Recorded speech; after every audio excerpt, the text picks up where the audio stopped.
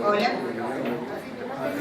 Bueno, buenas tardes a todos. Yo soy la doctora Yael Vera, soy ex residente de cardiología del HBC y actualmente hago un fellow de hemodinamia en la clínica 25 de mayo. Están todos bienvenidos al taller de RCT. Gracias por venir. Ahora el doctor Fernando Ríos va a iniciar la charla. Vamos a contar inicialmente con una charla teórica y en una segunda parte vamos a hacer la parte práctica con los muñecos. El doctor Fernando Ríos es concurrente de quinto año de ELIT. Gracias, doctora. Bueno, buenas tardes a todos. Antes que nada agradecer al comité organizador de estas jornadas interresidentes por invitarnos a ambas residencias a participar de este taller, y es un enorme placer ver este auditorio con esta concurrencia de estudiantes de nuestra ciudad. Nosotros pertenecemos a una generación de médicos que tuvo que estudiar y formarse en su mayoría fuera de la ciudad, y la verdad que es un enorme placer y un gusto recibirlos en este taller siendo estudiantes de nuestra ciudad. Bueno, vamos a empezar con la parte teórica de este taller de reanimación cardiopulmonar en el contexto de las 38ª jornadas interresidencias de residentes de cardiología, y vamos a hablar un poquito del manejo básico de la reanimación cardiopulmonar, y lo vamos a hacer teórico-práctico, por eso es un poco taller, y los invito a ver este video.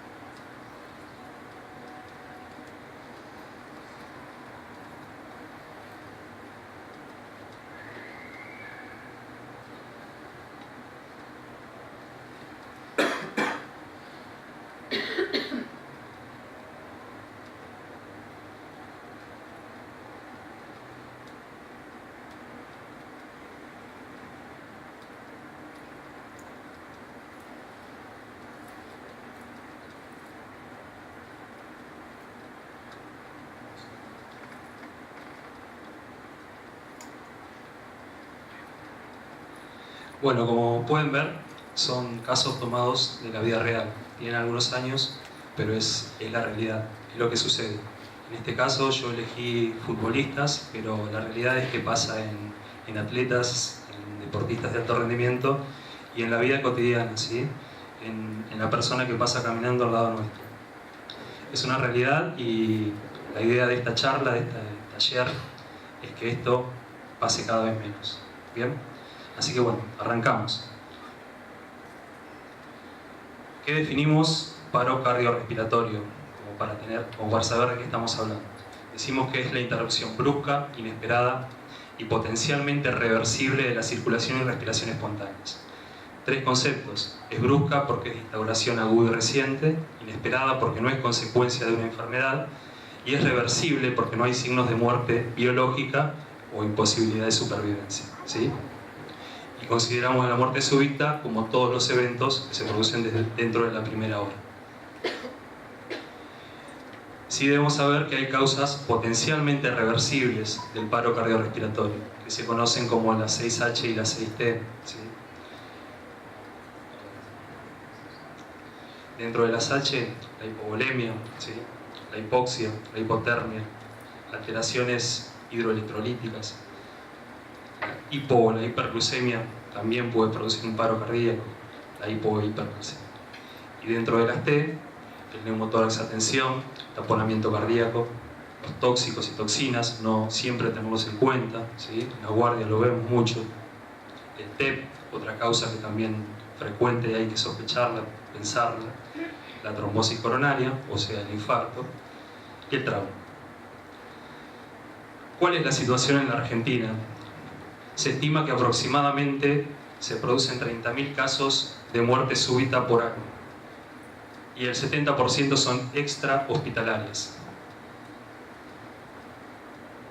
En términos absolutos, las causas circulatorias y cardiovasculares en su conjunto se llevan la mayoría de las muertes, casi 100.000 muertes en Argentina por año, seguidas por el cáncer y las causas respiratorias. ¿Y a qué definimos reanimación cardiopulmonar, que es de lo que vamos a hablar básicamente ahora? Bueno, decimos que es el conjunto de maniobras y procedimientos realizados para reemplazar la función cardíaca y respiratoria de una víctima que está en paro cardiorrespiratorio, encaminadas a restaurar la circulación espontánea y normalizar el transporte de oxígeno a los diferentes órganos con el objeto de recuperar las funciones cerebrales completas. Y fíjense que ya no hablamos de solamente recuperar la respiración y la circulación. Incluimos este concepto, funciones cerebrales completas, ¿sí? Para que esto sea efectivo tenemos que salvar el cerebro, ¿sí? Y surge este concepto, el concepto de relación tiempo sobre vida. Se sabe que por cada minuto que pasa sin reanimar a una víctima que está en paro cardiorrespiratorio, disminuyen por cada minuto un 10% las probabilidades de sobrevida. Por eso se plantea, todas las guías de RCP lo hacen, RCP básica más desfibrilación precoz, que en los primeros 5 minutos puede conseguir chances de sobrevida de entre el 50 y el 75%. ¿Sí? En este gráfico podemos ver, ¿sí?, la relación tiempo sobre vida, ¿sí? Por cada minuto, fíjense cómo va cayendo la posibilidad, la probabilidad de recuperar las funciones cerebrales superiores. Y tenemos que hablar, cuando hablamos de RCP, fundamental, de lo que se conoce como cadena de sobrevida o cadena de supervivencia. Seguramente todos ustedes la habrán visto en algún momento. ¿Qué es la cadena? Básicamente son todas las acciones sucesivas y coordinadas que unen a esa víctima que está en un paro cardiorrespiratorio a su sobrevida. ¿Bien? Y esta cadena consta de estos 5 eslabones. El primer eslabón es el reconocimiento y la activación del sistema de emergencias. Es lo primero que tenemos que hacer, ¿sí? Para lo cual todos debemos conocer a dónde hay que llamar, ¿sí? Todos debemos tener grabado el número, que es el 107. El siguiente eslabón es el RCP de calidad en forma inmediata. Pero siempre antes esto, siempre antes activar el sistema de emergencias. El tercer eslabón es la desfibrilación rápida, para lo cual es fundamental en determinados lugares, como vamos a ver más adelante, contar con los DEA, ¿sí?, los desfibriladores externos automáticos. Y ya los últimos 2 eslabones consisten en la, o sea, dependiendo del primero, ¿no?, la llegada de la ambulancia, que es la que va a permitir el traslado del paciente, de este paciente crítico a un lugar donde pueda recibir un soporte vital avanzado, y ya el soporte vital propiamente dicho, y los cuidados posparo cardíaco que se realicen en un centro que pueda brindarle esa atención. ¿cuáles son los pasos de una RCP básica? Bueno, yo lo dividí en estos pasos como para que sea un poco esquemático y práctico de acordarse, ¿sí? Muchas veces omitimos esto, que es lo primero que hay que tener en cuenta, una aproximación segura a la víctima. Este paciente generalmente es un paciente que sufre un paro en la vía pública, ¿bien? En la vía pública o en algún lugar cerrado por ahí, donde no tenemos tanto que preocuparnos por la seguridad. Pero muchas veces estos pacientes nos toca verlos o atenderlos en la calle, ¿sí? Y lo primero que tenemos que ver es una aproximación segura a la víctima. El punto B es valorar el estado de conciencia, ¿sí? Valorar si el paciente está consciente, si responde o si está en paro cardíaco. El punto C es solicitar auxilio, lo que ya habíamos visto anteriormente, verificar el pulso y recién ahí empiezo las compresiones. Con respecto a la aproximación segura, como les decía, ¿sí? Valorar la escena, ver el entorno, un poco el reanimador, y esto está dirigido a ustedes como futuros colegas. Si les toca presenciar una situación de estas, la idea es que se conviertan en líderes de la situación, evalúen la escena, el entorno, ¿sí? Si está en una calle, si hay tránsito, la víctima, si hay una o más víctimas.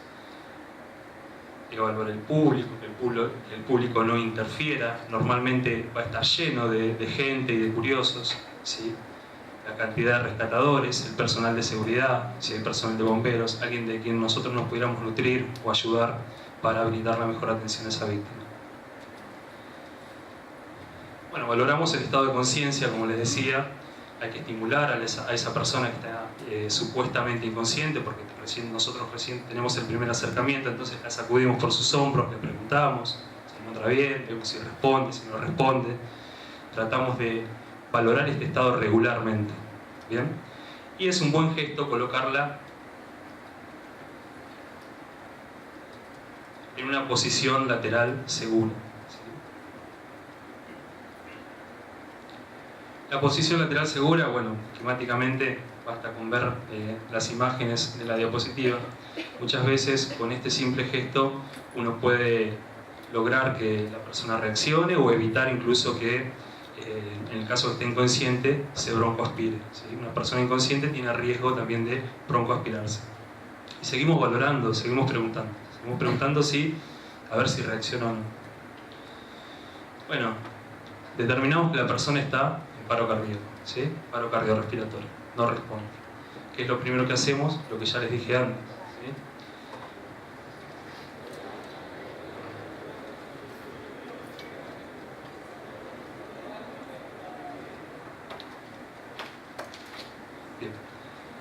Solicitamos ayuda, lo primero que hay que hacer. Activamos el servicio de emergencia. Si estamos solos, lo primero que tenemos que hacer es llamar nosotros mismos. Si hay alguien más, que seguramente lo haya, pedimos a esa persona que llame al 107.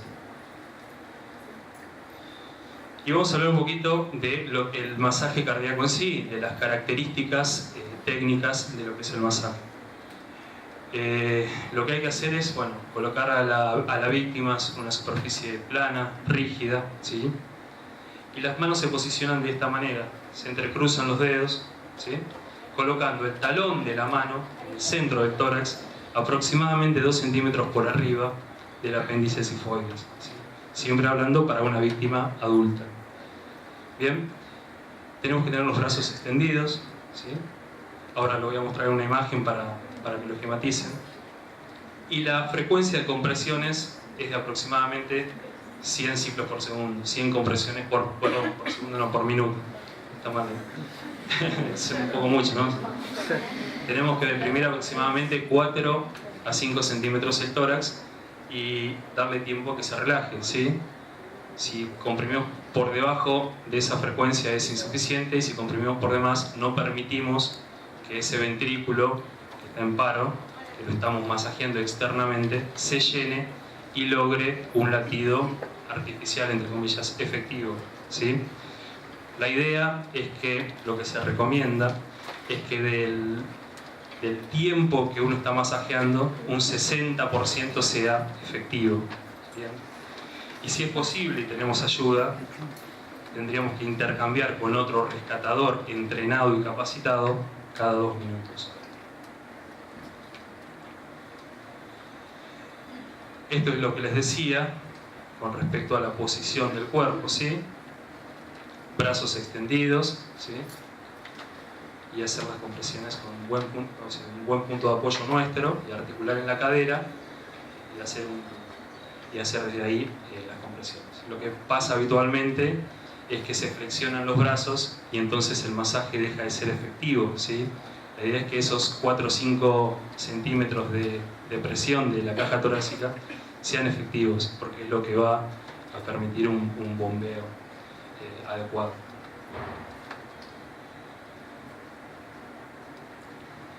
Bueno, y como para resumir todo esto que hablamos, ¿qué es lo que deben hacer los reanimadores y qué no deben hacer? ¿Sí?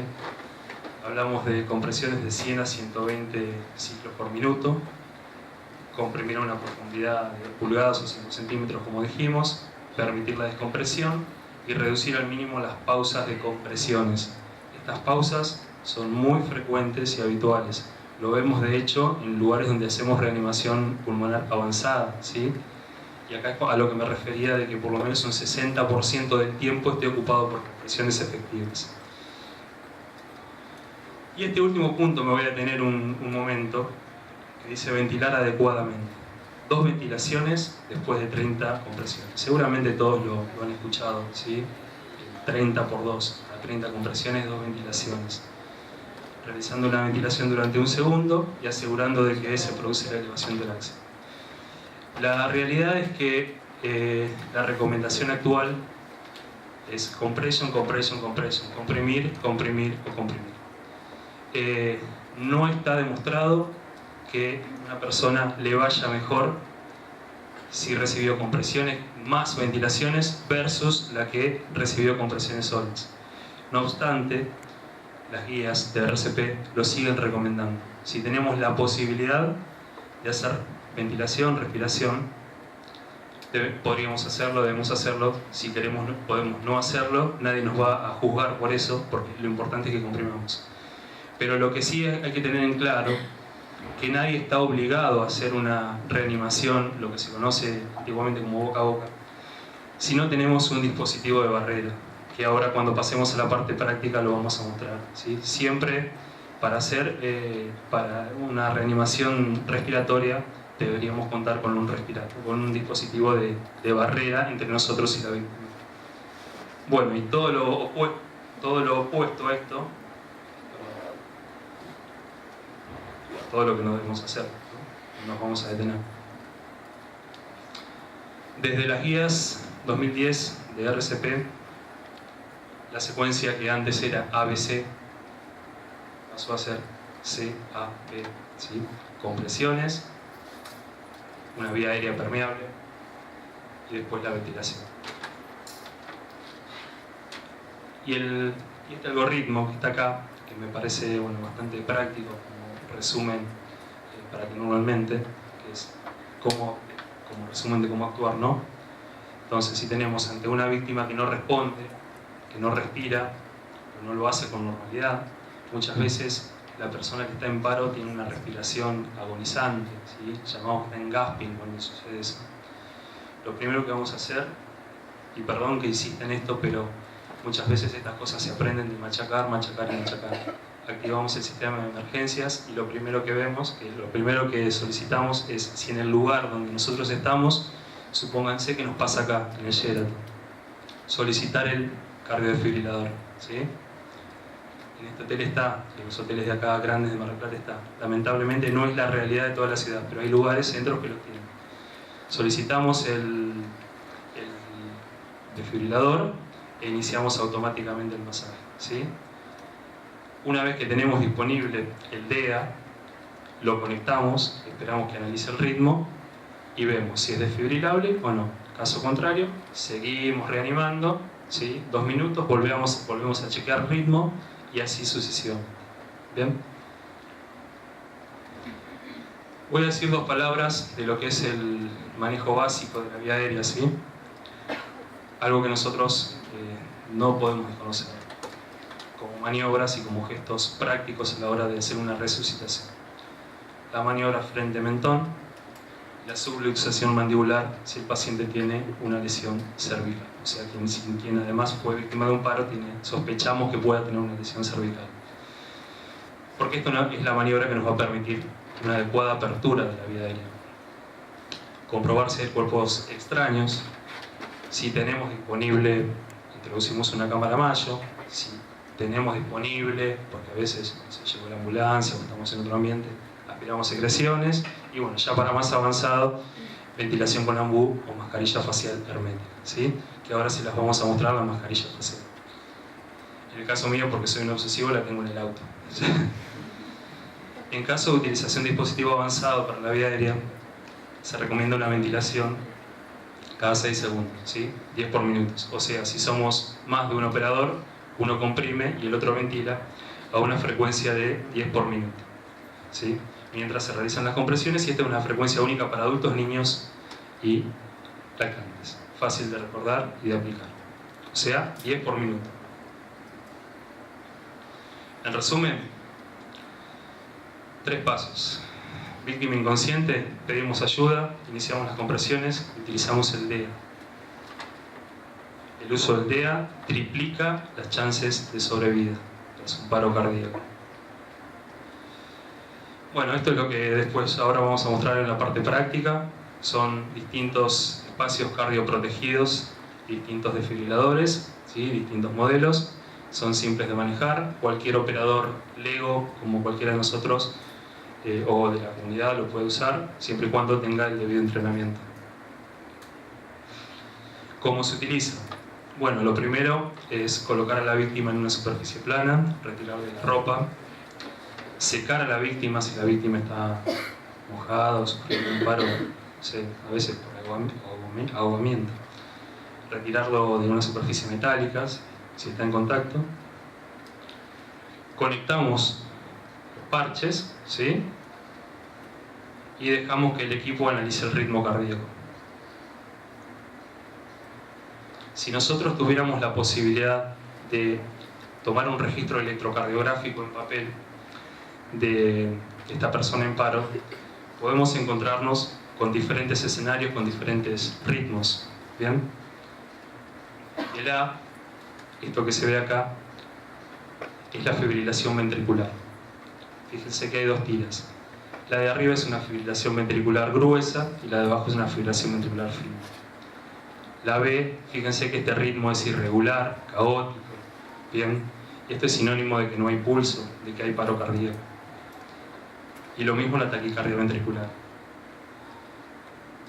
El punto C, si pudiéramos registrarlo electrocardiográficamente, esto en el DEA no lo podemos registrar, pero es lo que está pasando, por eso lo puse como eje. Es la asistólica. Bien, en este caso, o sea, lo que el desfibrilador va a reconocer como ritmos desfibrilables van a ser el A y el B. En el C nos va a indicar que continuemos reanimando, que continuemos masajeando. Entonces, una vez que está el equipo detectó un ritmo desfibrilable, uno no debe tocar a la víctima y presionar el botón de descarga cuando el equipo lo indica, ¿sí? Y quería mostrarles este video, ¿sí? Esto es lo que está sucediendo en un miocardio fibrilado. Esto es lo que pasa por dentro, ¿sí? Toda una contracción anárquica. Cuando se produce la descarga, lo que se produce en realidad es un paro cardíaco transitorio y como un reseteo, ¿sí? Y comienza nuevamente a tener un latido efectivo. Eso es lo que conseguimos con la desfibrilación. Para finalizar, 2 cositas de la ley de RCP.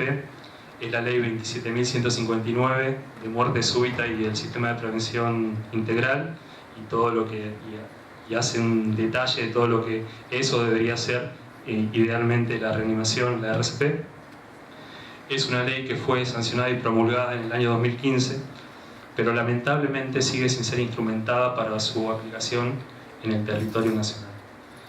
Además, nuestra ciudad, Mar del Plata, hay decretos municipales que contemplan que cada 1000 personas, esta ley dice que espacios donde haya más de 300 personas, donde se reúnan más de 300 personas, debería haber un DEA, ¿sí? o cada 300 personas un DEA.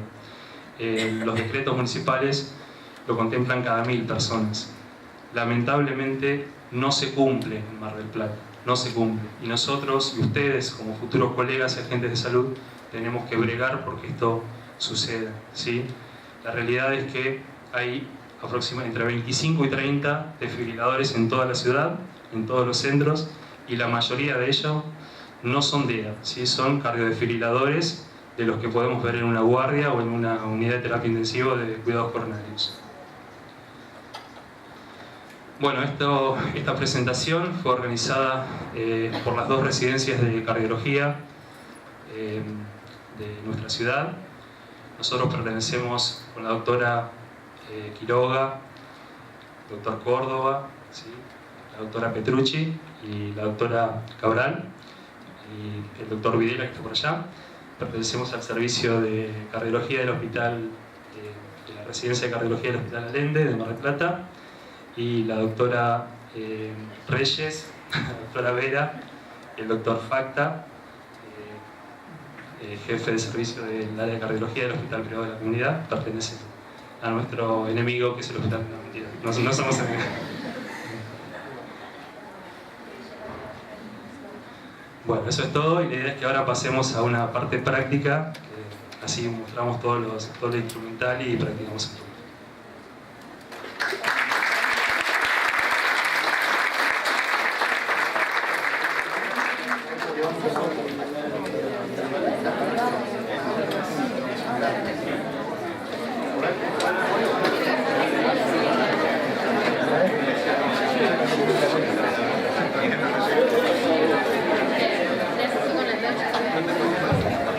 Hola. Chicos, la idea es que nos dividamos en 3 grupos, así vamos practicando. Masaje, hay 2 muñecos y de este lado van a estar lo que es manejo de vía respiratoria y conocimiento de DEA, ¿sí? Organícense y arrancamos cuando estén.